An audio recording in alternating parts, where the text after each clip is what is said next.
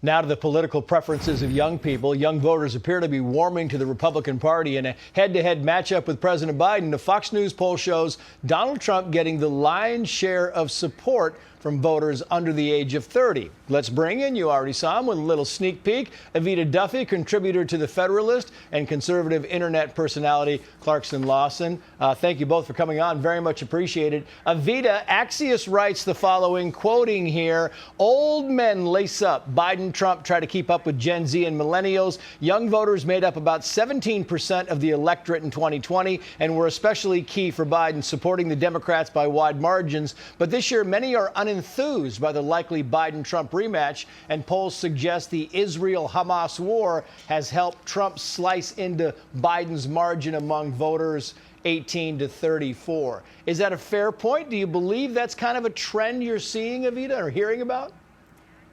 Yeah, so I think the trend is that people are moving away from Biden, not necessarily that they're supporting Trump. I think they're really disillusioned with the way that Biden has walked back his student loan forgiveness. As he didn't walk it back, the Supreme Court didn't uphold it. And then you have the economy, which is really hurting a lot of young people. And then, of course, this war in Israel and Gaza, which young people sincerely believe is a genocide. They believe that Biden is perpetuating it. On a deeper level, you just have young people feeling betrayed by the Democratic Party. They didn't want Biden in the first place. They didn't even want Hillary. They're much more radical than the Democratic establishment, and you're seeing that play out in the numbers here.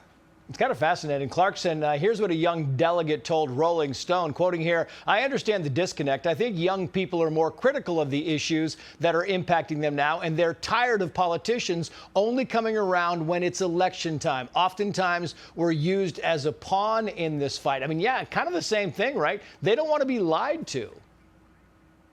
Well, yeah, and I think that one of the main things that really motivates young voters at the ballot box is social issues. And the Democratic Party has traditionally been great at social messaging, but we're seeing the real-world implications of Democrat economic policy, and that's really where the GOP shines. So I think when, young people are now going to their job, getting out of college, and realizing Uncle Sam is taking half their paycheck and now using that money to fund wars they don't support, they can't buy homes, and they're struggling to make ends meet. I think that once you start to taste those real world implications of the economic policies they used to support, those social issues become less and less important at the ballot box. Yeah, you talk about social issues. Let's go on to social media here, Evita, because I'm not really a big social media guy. But, my kids are, and I'm wondering, and put this up on the screen, this is a Pew poll. 93% of teens say they use YouTube. 63% of teens say they use TikTok. And I'm wondering if the social media platform matters in the way people vote. Are we noticing changes in those who use TikTok voting for one side or the other, or is it just kind of all melding together? Yeah, I think that social media is having a huge influence on the way that we're consuming media, and not just consuming media, but also viewing the world. I think we're seeing a disavowalment of normal party politics, right? On both the right and the left, they are moving away from Republicans, moving away from Democrats, and they're really starting to wake up to things like the deep state, corruption, the uniparty, the military-industrial complex, because of the rise of social media and the way that it has taken away the gatekeeping powers that establishment media used to have. Yeah, it's amazing. You talked about, Clarkson, gay men speaking out against the trans movement. You said the following here, and then we'll get your final response.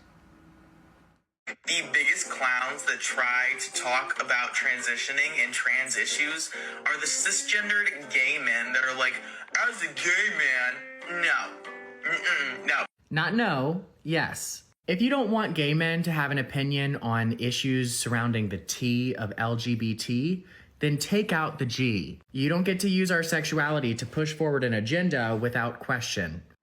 I got about 15 seconds, Clarkson, for you to kind of expound on that for me a bit.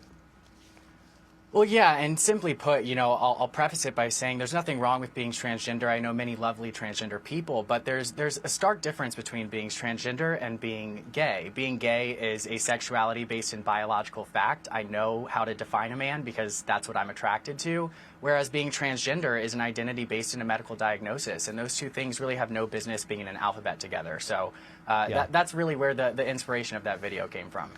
Clarkson, Evita, thank you both. We appreciate it. Hey, Sean Hannity here. Hey, click here to subscribe to Fox News YouTube page and catch our hottest interviews and most compelling analysis. You will not get it anywhere else.